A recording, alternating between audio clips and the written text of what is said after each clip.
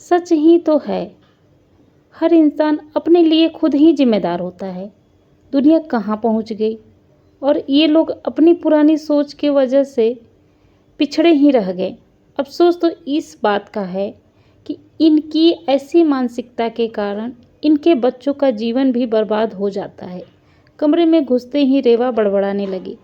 Office के लिए तैयार हो रहे पराग ने मुड़कर रेवा की ओर देखा। क्या हुआ? मेरे अलावा अब और किसकी सामत आई है? पराग, तुम्हें तो हर वक्त मजाक ही सूझता है। मैं तो सीता के बारे में सोच रही थी। शोभा को कितना समझ रही हूँ, मगर वह तो उसकी शादी करने पर तुली हुई है। अरे, अभी सिर्फ 16 की ही तो है। इतनी कच्ची उम्र में शादी कर देंगे, फिर जल्दी 3-4 बच्चे हो जाएंगे और फिर झाड़ू पोछा चौका बर्तन करते ही उसकी ज़िंदगी कब ख़त्म हो जाएगी उसे खुद भी पता नहीं पड़ेगा। कितना कह रही हूँ कि लड़की छोटी है, थोड़ा रुक जाओ। पढ़ना लिख चाहती है तो पढ़ने दो, जो मदद चाहिए होगी मैं कर दूंगी। पर नहीं, लड़की ज़्यादा बड़ी हो जाएगी तो शादी में मुश्किल होगी। मुँह हूँ रेवा, मेरे पास एक आइडिया है। तुम मेड लिबरेशन एसोसिएट बनाओ और उसकी प्रेसिडेंट बन जाओ। तुम्हारे जैसी कुछ और औरतें मिल जाएंगी तो सीता ही क्यों, सारी मेड्स की समस्याओं का समाधान मिल जाएगा। Reva please, you must do it. तुम्हारी मैनेजरियल स्किल्स भी काम आएगी और फिर इतनी काम वालियों को उद्धार करके तुम्हें कितना पुण्य मिलेगा, सोचो ज़रा। पराग की चुहल से रेवा और चिढ़ गई। सबसे पहले तो मुझे खुद को लिबरेट करना है तुमसे। आज फिर तुमने गीली तौलिया पलंग पर फेंक दिया है। मेरे घर का अनुशासन तोड़ा न तो अच्छा नहीं होगा। पराग ने हाथ जोड़ लिए। अभी उठता हूँ मेरी माँ, माफ़ करो। वैसे तुम्हारा जोर सिर्फ मुझ पर चलता है। इतना प्यार करने वाला पति मिला है, उस पर भी कोई कद्र नहीं है। अच्छा, अब ज़्यादा नाटक मत करो, जल्दी ऑफिस जाओ वरना लेट हो जाओगे। ऑफिस तो मैं चला जाऊंगा, but on a serious note Reva please इतनी इमोशनल मत बनो। ज़िंदगी में प्रैक्टिकल होना ही पड़ता है। तुम सीता के बारे में सोच कर इतनी परेशान हो रही हो, लेकिन तुम कुछ नहीं कर पाओगे। यह उन लोगों की निजी मामला है, हम इसमें कुछ नहीं कर सकते हैं। मुझे लगता है कि तुम घर पर बैठकर स्ट्रेस हो रही हो। पहले ऑफिस के कामों में इतनी व्यस्त रहती थी कि किसी और बात पर ध्यान नहीं होता था तुम्हारा। और अब अच्छा होगा कि तुम अपने लिए कोई नई नौकरी ढूंढ लो। घर पर रहोगी तो फालतू बातों में उलझ रहोगी।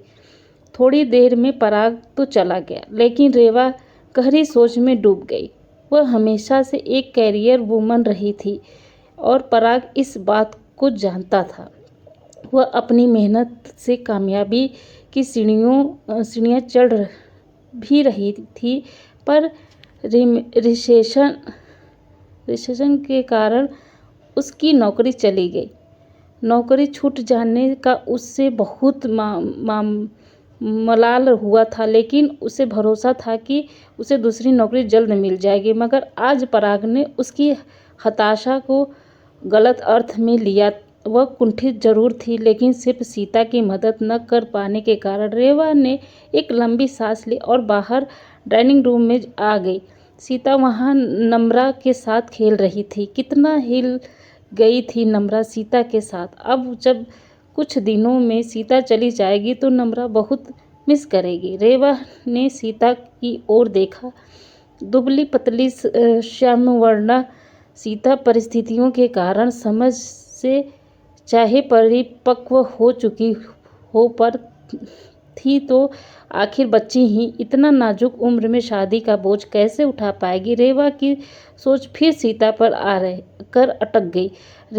सीता रेवा की काम वाली शोभा की बेटी थी। नम्रा का जन्म सिजेरियन से हुआ था।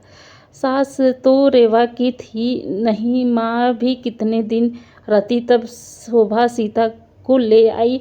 दीदी इसे रख लो, बच्ची को संभालने में भी मदद कर देगी और ऊपर का छोटा मोटा काम भी करा लेना। अरे यह तो बहुत छोटी है, यह कैसे कर पाएगी? और यह स्कूल नहीं जाती है क्या? स्कूल तो सुबह जाती है, 11 बजे तक आ जाएगी। काम तो यह सब कर लेती है, दूसरे के घर में करती थी, पर अब उन लोगों की बदली दूसरे शहर में हो गई। आप 2-4 रोज़ देख लो, दिन भर आपके पास रहेगी और शाम को मेरे साथ वापस लौट जाएगी। सीता ने पहले दिन ही रेवा को प्रभावित कर दिया। उसने धीरे धीरे नम्रा का सारा काम संभाल लिया। वह बड़े प्यार से नम्रा की मालिश कर उसे नहला देती, बोतल से दूध पिला देती, नैपी बदल देती थी और अपनी गोद में ही थपका कर सुला भी देती। इसके साथ ही वह रेवा को सब्जी काट देती, आटा गूँथ देती और नम्रा के कपड़े धो सुखा कर तह कर देती। वह स्वभाव की इतनी शांत थी कि उसे ने जल्द ही रेवा का विश्वास जीत लिया। सीता के होने से रेवा, नम्रा और घर के प्रति निश्चित हो गए थे। इसलिए जब उसे नई नौकरी और ऑफिस मिला तो उसने शोभा से कहकर सीता को सारे दिन के लिए अपने घर रख लिया। 3 बेडरूम की फ्लैट था। रेवा एक कमरा सीता को दे दिया। अच्छा खाने पहनने को मिलता था तो सीता भी खुश ही थी। सीता ने एक बार रेवा से कहा था कि वह कुछ बनाना चाहती है, तब रेवा ने उसे मना कर पढ़ने की सलाह दी। रेवा के काम का समय दोपहर से शुरू होकर रात तक चलता था।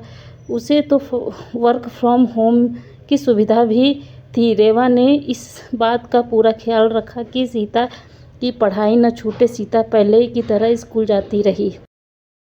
धीरे धीरे रेवा को सीता के प्रति एक अपनापन महसूस होने लगा। रेवा ने उसकी स्कूल की कापियाँ देखी थी। उसे लगता था कि सीता यदि लगन से पढ़ाई करती रहे तो अपने लिए अपनी नियति से हटकर कोई मुकाम बनाने में सक्षम हो सकती है। रेवा ने तय कर लिया था कि वह सीता की शिक्षा में हर तरीके से सहयोग करेगी, मगर ज़िंदगी हमेशा पक्की सड़क पर तो आराम से नहीं चलती ना। कभी कच्चे रास्तों की असुविधाएं भी सहन करनी पड़ती है, कभी घुमावदार रास्तों के जाल में भी उलझना पड़ता है और कभी स्पीड ब्रेकर्स के झटके भी लग ही जाते हैं। शोभा ने आकर रेवा को सीता की शादी तय होने की खबर सुना दी। अरे ऐसे कैसे? सीता तो बहुत छोटी है अभी। कहाँ दीदी, 16 की हो गई है। हमारे ही गांव का लड़का है, अच्छा घर परिवार है, यह भी सुखी हो जाएगी और हम भी निपट जाएंगे। शोभा तुम भी कैसी बातें कर रही हो? इतनी छोटी उम्र में तो शादी गैर कानूनी है ना। और सीता का भी तो सोचो, इस नाजुक उम्र में वह शादी की जिम्मेदारी कैसे निभा पाएगी? अरे दीदी, हम लोगों में तो ऐसा ही होता है। मेरा ब्याह भी 15 साल की उम्र में हुआ था।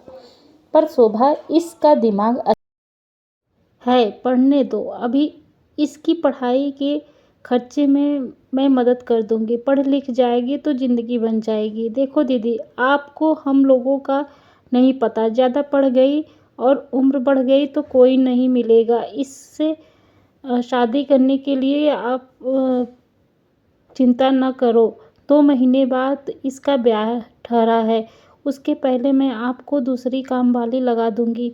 कहकर शोभा ने बात खत्म कर दी। शोभा की बातें सुनने के बाद रेवा क्या कहती है, वह मन भरो महसूस कर चुप रह गई। दीदी, नम्रा सो गई है, कौन सी सब्जी काटनी है? रेवा ने महसूस किया कि जब से सीता का विवाह तय हुआ था तब से उसका व्यवहार में परिवर्तन आना शुरू हुआ था। वह सारे काम जैसे यत्रवत करती, ध्यान तो उसके किसी और ही दुनिया में होता। हमेशा खोई खोई रहती अपने ही ख़्यालों में। पढ़ाई में भी उसका मन नहीं लगता था पहले की तरह। रेवा ने सोचा आज उसके मन को टटोल ले। क्यों सीता, तू तो कहती थी तुझे पढ़ना है, कुछ बनना है। तेरी माँ तो तेरी शादी करा रही है, तू मना क्यों नहीं करती? क्या बोलेंगे दीदी? अब कामवाली के घर पैदा हुए हैं तो कामवाली ही बनेंगे। ऊंची पढ़ाई में खर्चा भी तो बहुत होता है। आपका भी कितना एहसान लेंगे। और भी फिर शादी भी तो ज़रूरी है। सारी उम्र अकेले कैसे रहेंगे? रेवा चुप रह गई। वह सोचती थी कि सीता अपनी नियति के चक्रव्यूह को तोड़ गिराएगी। लेकिन अब जब उसने स्वयं ही अपने लिए यह रास्ता चुन लिया था तो रेवा कर भी क्या सकती थी? दीदी, आप माँ से कुछ न कहा कीजिए। मेरे हिस्से में यही लिखा है और मैं बहुत खुश हूँ। आपको पता है घर में सब बहुत खुश हैं। माँ ने तैयारी करनी भी शुरू कर दी है। इसी बहाने आज सबको मेरा ख्याल है, नहीं तो कब मैं सूखी रोटी के टुकड़े को फटे पुराने कपड़ों में बड़ी हो गई। किसी को पता ही नहीं चला। अब 2-4 जोड़ी ही सही मेरे लिए नए कपड़े बनेंगे। माँ मेरे लिए सोने के जेवर बनवाएगी। फिर चाहे मेरे कमाए पैसों को जोड़कर सब सीता करके पूछेंगे। दीदी, एक गरीब की लड़की को इससे ज़्यादा और क्या खुशी मिल सकती है? रेवा फिर चुप हो गई। एक स्त्री के मन की गहराइयों में क्या है यह खुद के अलावा कोई नहीं जान सकता। परिस्थितियों से समझौता करना और चंद लम्हों की खुशियों को अपने जेहन में कैद कर उन्हीं के सहारे जिंदगी को आगे बढ़ाना, यह सिर्फ एक स्त्री ही कर सकती है। सीता की सोच के सिरे को पकड़कर उसने मन की तहों को खोल कर रेवा को लगा कि कम से कम इतनी खुशी पाने का अधिकार तो था उसे। इतनी अपनी ही जिंदगी की पटकथा में हमेशा छोटे मोटे किरदार निभाती आई थी सीता। अब चंद लम्हों के लिए ही सही नायिका बनने की उसकी हसरत कहाँ गलत थी। शाम को बाजार जाकर रेवा सीता के लिए शादी की साड़ी और सोने की अंगूठी ले आई। उपहार देखकर सीता के चेहरे पर जो खुशी आई उससे रेवा को भी जैसे आत्मिक तृप्ति का एहसास हुआ। वह दिल से सीता की खुशी चाहती थी। रेवा नम्रा को लेकर बहुत पशुपेश में थी। सीता के रहते उसे नम्रा की कोई फिक्र नहीं होती थी, लेकिन सीता के जाने के बाद नम्रा को वैसी देखभाल कौन देता? वह सोच ही रही थी कि एक दिन अचानक शोभा मायूस सूरत लेकर दरवाजे पर खड़ी थी। इस लड़की के हिस्से शादी नहीं है। लड़का शादी से पहले ही भाग गया, किसी और के चक्कर में था। उसका अब पता नहीं इससे कौन शादी करेगा। दीदी, अब यह आप काम छोड़कर नहीं जाएंगी? जीवन फिर पुरानी रूटीन पर चलकर। लेकिन सीता में अब थोड़ा बदलाव आ गया था। वह पहले से कम बोलती और अपनी पढ़ाई पर अत्यधिक केंद्रित हो चुकी थी। रेवा को लगा कि जो हुआ शायद अच्छा ही हुआ। अब वह सीता के भविष्य को संवारने में उसकी मदद करेगी।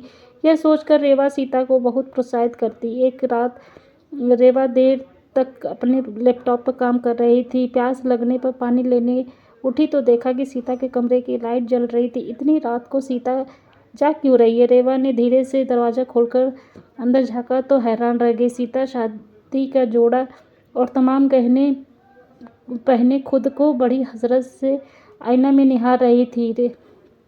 रेवा ज़्यादा देर वहाँ खड़ी न रह पाई। उसके कमरे में कुछ दबी आकांक्षाएं थीं, कुछ अधूरे ख्वाब थे। समाज ने उस मासूम को यही यकीन दिलाया था कि चंद लम्हों में नायिका बनना ही उसके जीवन की उपलब्धि थी। अब रेवा की जिम्मेदारी बढ़ गई थी। उसे सीता को यह विश्वास दिलाना था कि वह सक्षम है अपने जीवन की पटकथा खुद लिखने के लिए। और ताउम्र उसमें नायिका का किरदार निभाने के लिए रेवा ने अपने मन को इस संकल्प के लिए दृढ़ कर लिया।